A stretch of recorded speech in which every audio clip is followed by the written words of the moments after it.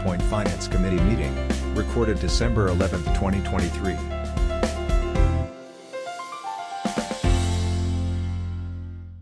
Okay, call a meeting of the Finance Committee to order at 6:31. Please take the roll. Christensen, Here. Morrow, Aye. Shore, Here. Shuda, Here. Roderick. Here. Excellent, we do have a quorum. Our second item on the agenda is the review of the results from the sale of general obligation notes. Corey. Yes, so this is just a review of our sale results. Everything has already been approved related to the general obligation borrowing, but wanted to let you know kind of how everything came out. Got a pretty good interest rate, 3%.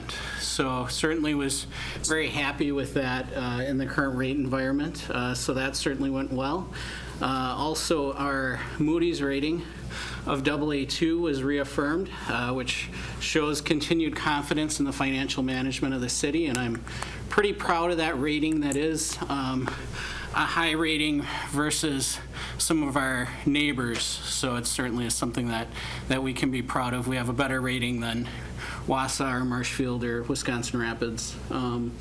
So with that, take any questions. Also, the full credit report is attached, which I think is always interesting to look at to see kind of how Moody's looks at us. The two items that sometimes can go against us. One is just our income levels in the city. Sometimes, especially with having a university here, tend to be something that they say is a drag on our credit rating. And then also we did have a little bit of a conversation about our debt level. Moody's actually redid their methodology this year, and they're now incorporating utility debt in with our general obligation bond rating.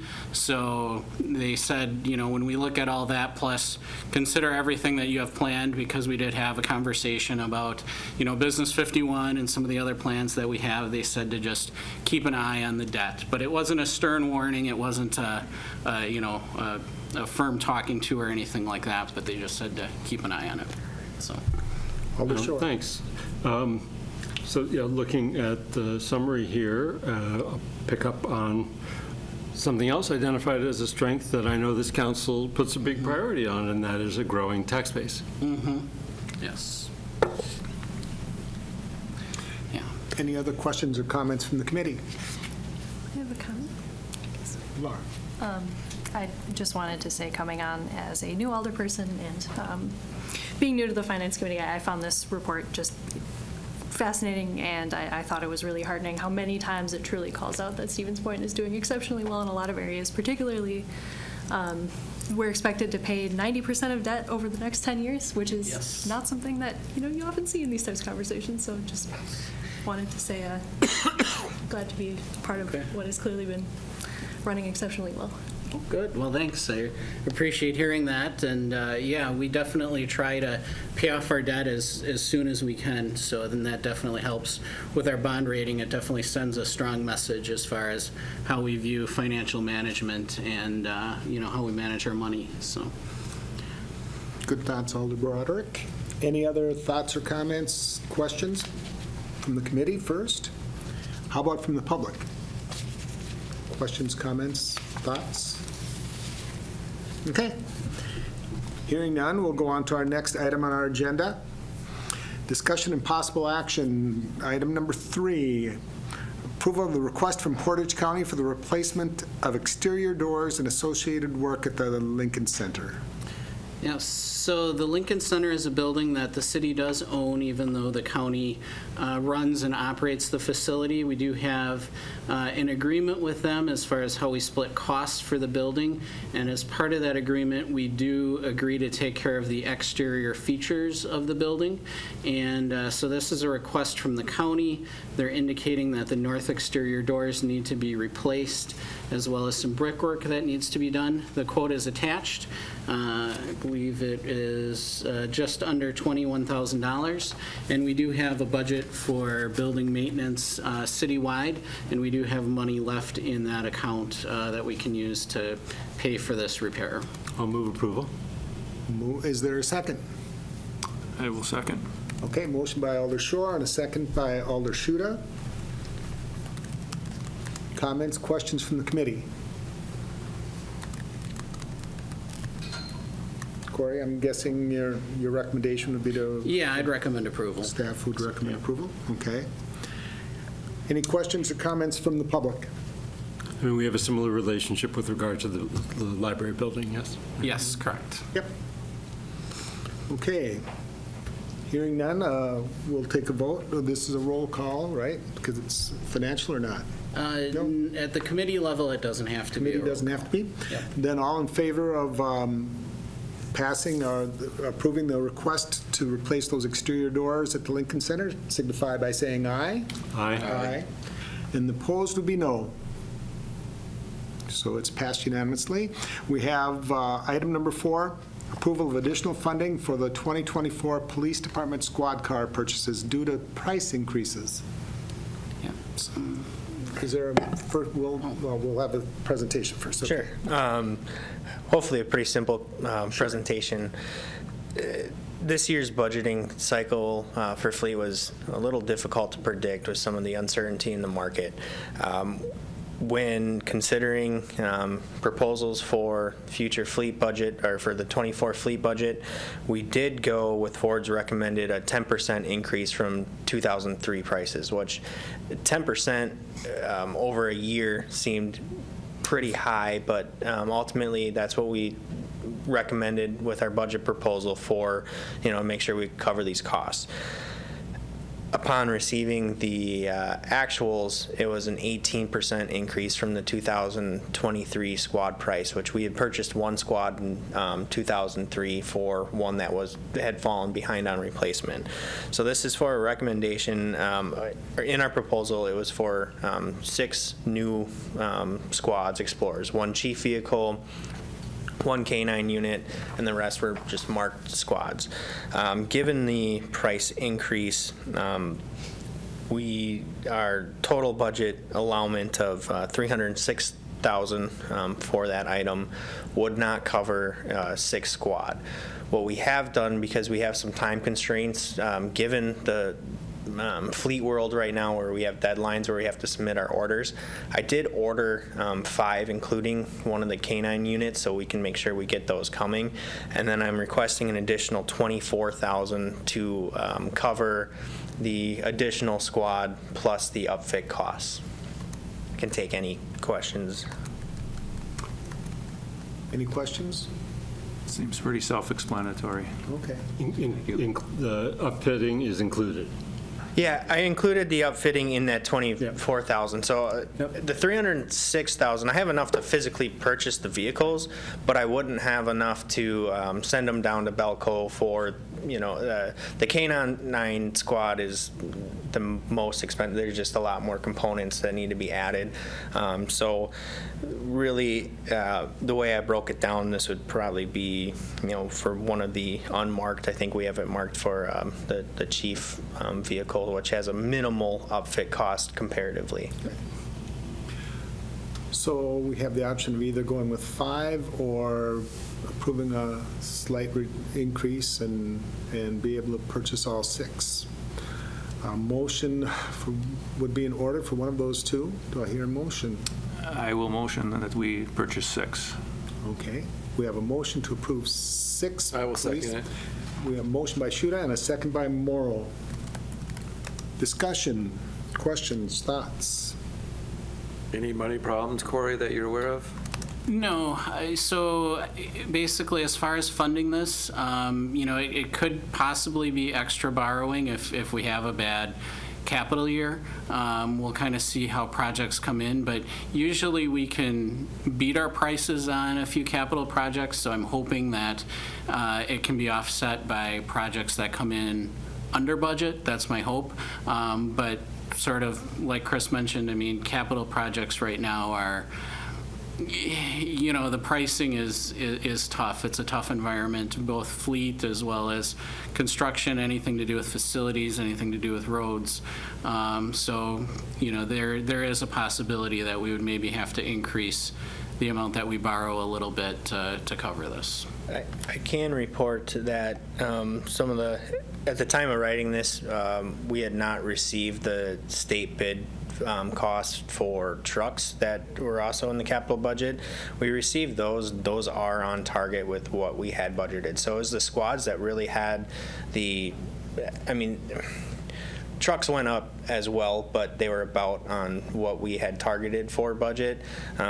Squads, even the Explorer hybrid option is what we go with. They're not going to be offered to consumers outside of government due to their demand. So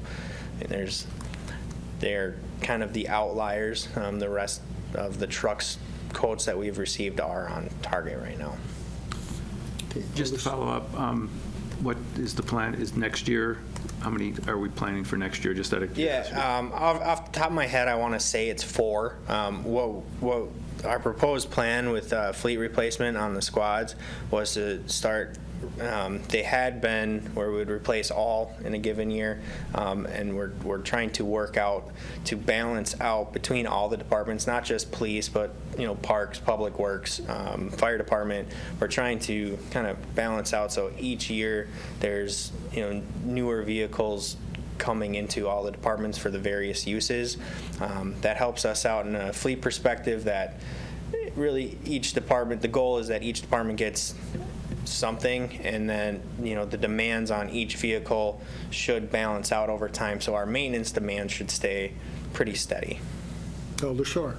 Thank you. I have a technology/operational question. Just Sure. thinking back to what we heard about, so running the computers in the squads, Yeah. the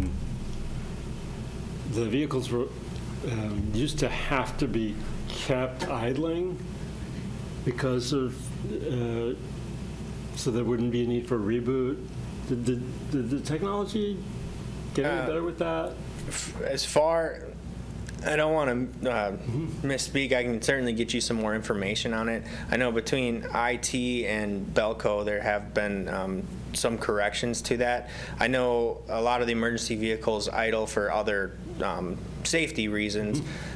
We did have, I believe it was in the fire department, we did have one vehicle that we were having some issues with some battery drain or having to log in type issues. My recollection was that they But- were looking towards Yeah, improvements and I with do that. know, again, I'd be more than happy to get you additional Sure. information, but, with the hybrids, we haven't had any negative feedback on it. So this year, 2023, was the first hybrid that we had introduced for squads and received a lot of very positive feedback from the police department, and that's, kind of some of our green initiative while also being logical moving towards the hybrids. Right, But so if they're idling in a hybrid, it's running off the... it's running off of a battery power. Yeah. Fossil fuel? Yeah. Thanks. Yeah. So, Alder Broderick. thank you. We have heard the capital budget is in a good spot to accommodate this increased cost, but I'm curious what happens to the vehicles that are then decommissioned once they're replaced. Is there any room there to recoup some of the overage we're Yeah, using? actually, I think Corey would probably be a good one to speak, but we do, when a vehicle is done with what we consider its useful life, or, where our costs are going to increase dramatically to keep it in service and up to the standards that we look for. We do surplus them, meaning they go to auction. We typically utilize like the Wisconsin surplus auction. We've had some very good results with that. Actually, some very surprising vehicles that, if you compared to like their Blue Book value and what we actually get, I think we're doing quite well with that. And then there is a fund that it gets dedicated to that I talk to Corey about quite often. Excellent. Any other questions? Any questions or comments from the public? Okay, then we'll be voting on purchasing 6 squad cars for our police department. All in favor of that motion would signify by saying aye. Aye. And opposed would be no. That passes as well. Gets us to number 5, approval of funding for the purchase of large garbage carts. Yeah, thank you. So this is, I don't know if you read the packet, but the city offers 2 different size garbage carts, a 65-gallon, and I was corrected, it's actually a 96-gallon, not a 95-gallon cart. And initially when they rolled out, it was my understanding that residents could decide, what size. And as the years have gone on, residents that had the smaller carts or new people purchased the property wanted to upgrade to the larger carts. As well as trailer parks, the city used to collect all had the smaller garbage carts, and we no longer collect from there. So right now we have a very large surplus of the smaller carts, as there's I'd say on average 3 times a week somebody's coming in trading in a smaller cart for a larger cart. Our inventory of the large carts are getting pretty low. So this is a request to purchase additional large carts for residents. They come in, want to purchase the larger cart that then the city would service. So the capital request is for the purchase of those carts. The additional component of this is then that the city would surplus about, I think I had 700 of the small carts to help offset that cost. But right now my concern is with the current inventory we have, getting those large carts here, and we'll focus on selling the smaller ones. So the sale of the small carts would get some money and more space. Correct, yeah, and I think that would help our yard, I don't think, that would help our yard operations.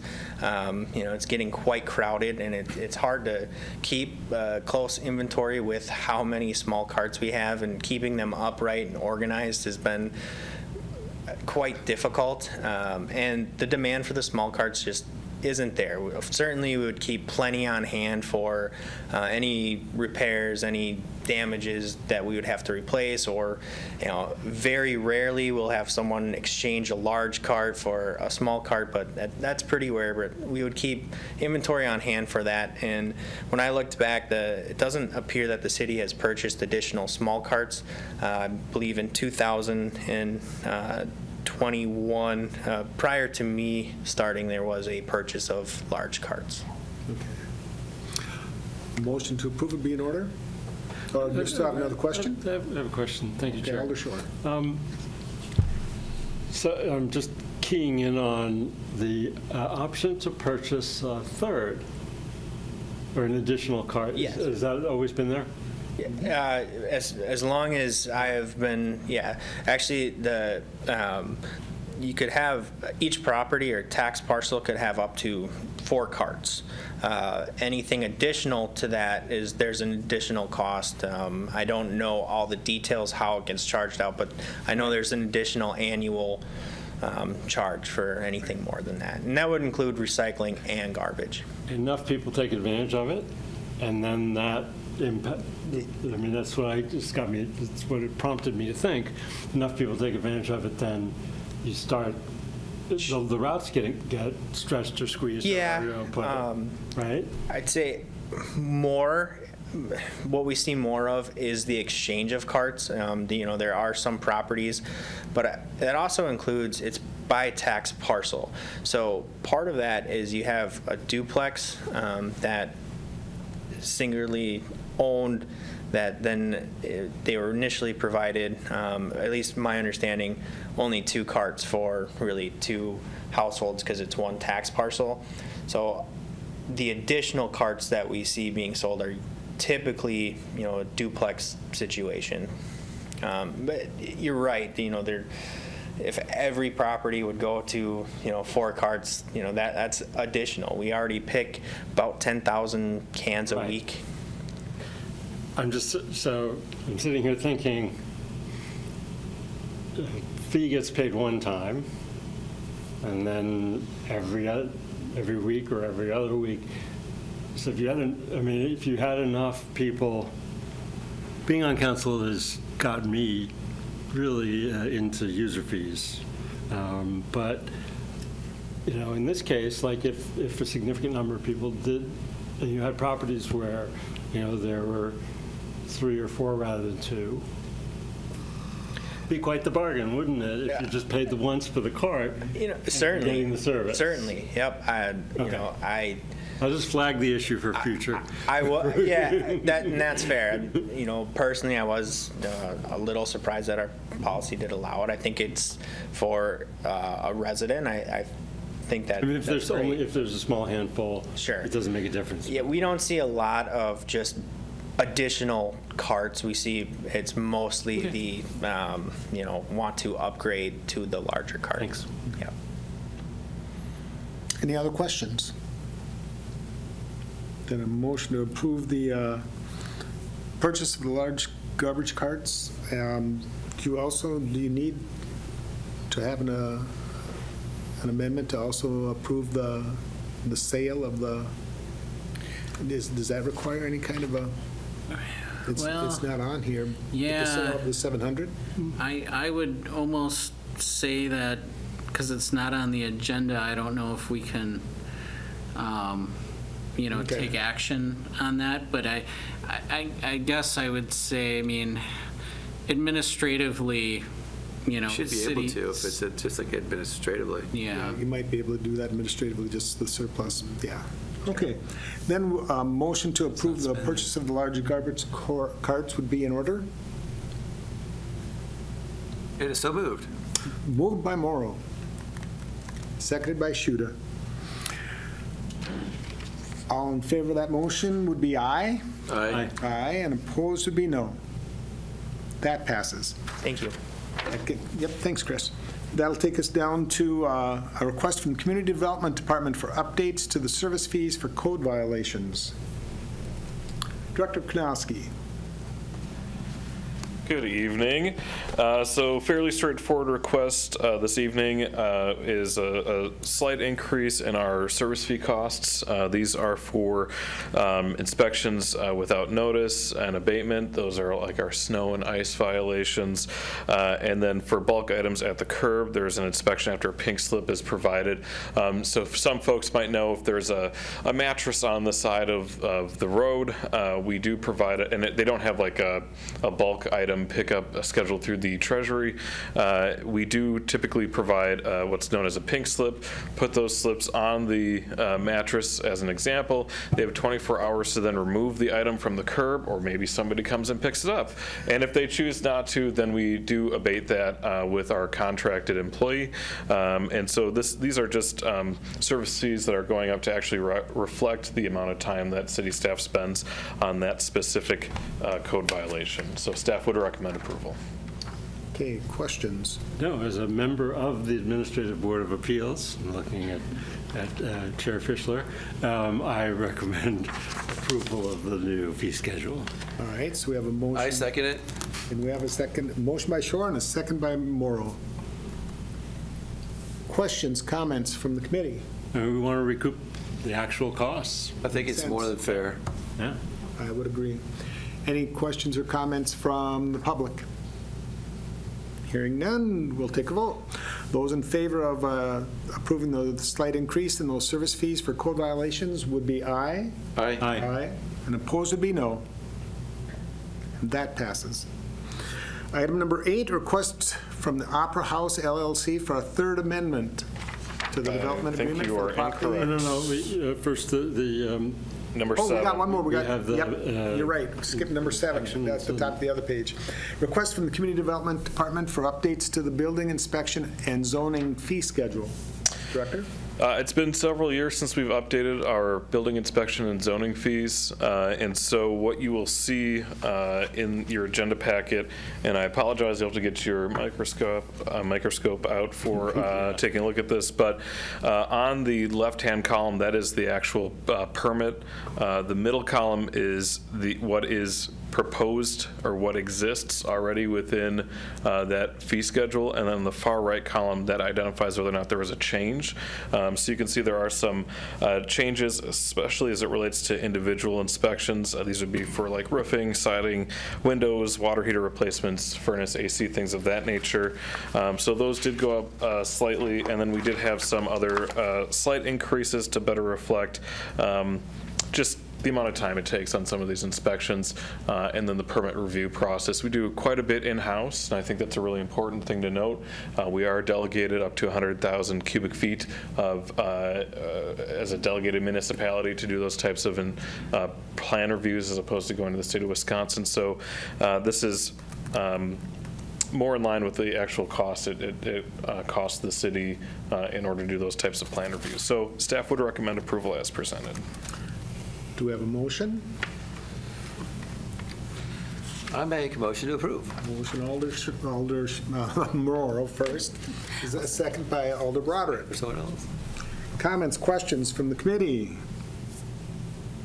Again, I think this is overdue. I mean, with our costs are going up, our staff costs are going up, and we're doing more and more of these. True. When was it, Director, any idea when our last increase was for the fees? January 1st, 2020 Okay. was our So it's last. been 3 years. So it's been a number of years, and this was a Almost 4, request that yeah. I made of my staff to take a look at these costs. Okay. So. Any other comments or questions? All right. All those in favor of approving that request for the updates for the fee schedule for building and inspection zoning fees would signify by saying aye. Aye. Aye. Opposed would be no.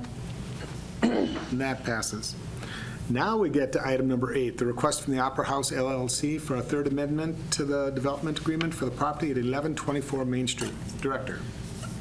So Wildcard, also known as the Opera House LLC, is requesting a third amendment to the existing development agreement to extend the completion date from December 1st, 2023 to December 1st, 2024. They have made pretty significant progress through this endeavor. For the first time in about 2 years, the sidewalk in front of the building is now open. You can see some of the exterior improvements, which have looked really nice and have added a lot of character back into our downtown. I was able to go and tour the building a few weeks ago, and I'm pretty impressed, quite frankly, with how far they've come as it relates to inside. Of course, when you have a former theater that had a sloped floor as you entered it, it's a little expensive to try to take the sloped floor out and replace it with a level floor. And then, of course, there was a significant amount of work done in the ballroom on the second story, including a wall that was starting to bow out. And so it's been a long process. We're going on 3-4 years now with this specific project, but the developer has reassured me that they feel more confident they will be able to hit the December 1st, 2024 deadline as it relates to the specific amendment. I don't want the property back. I sure hope the council doesn't want the property back, so I would recommend approval of the amendment as presented.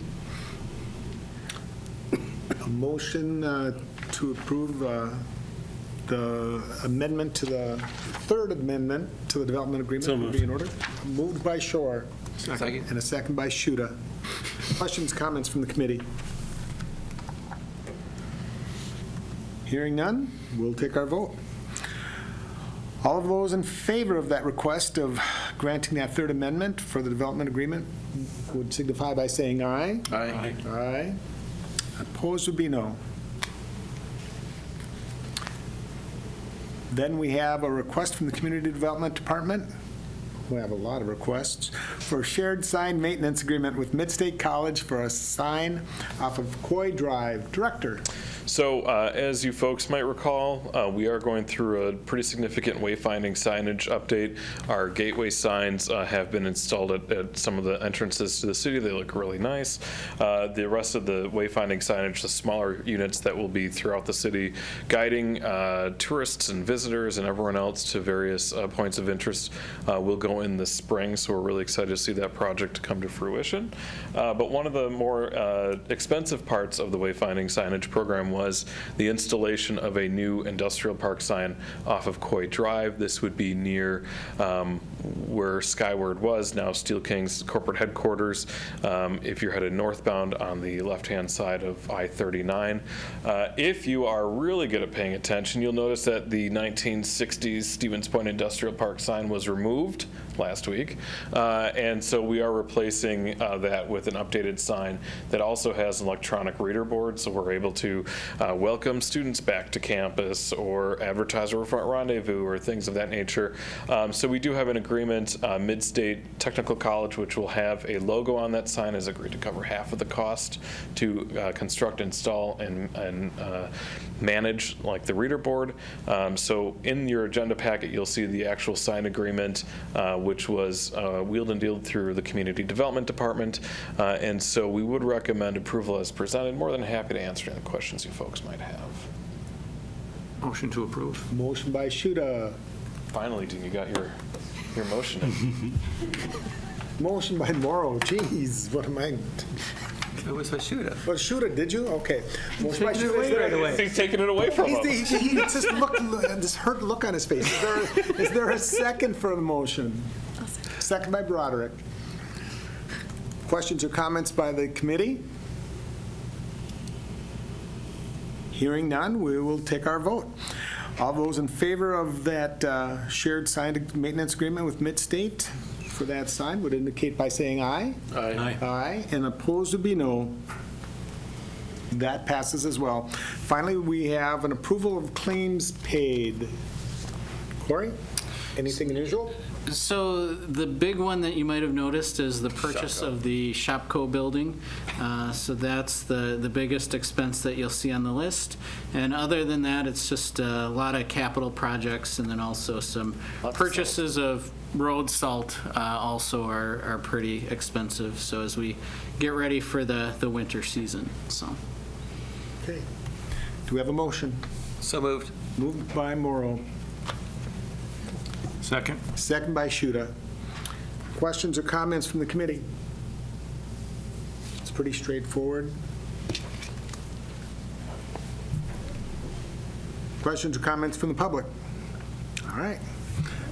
Then we will take our vote on our final agenda item. All in favor would signify by saying aye. Aye. Aye. And opposed would be no. That's also passed. Our agenda is exhausted. We are adjourned at 7:03. A video of this meeting is available for viewing on the city's website, stevenspoint.com/videos.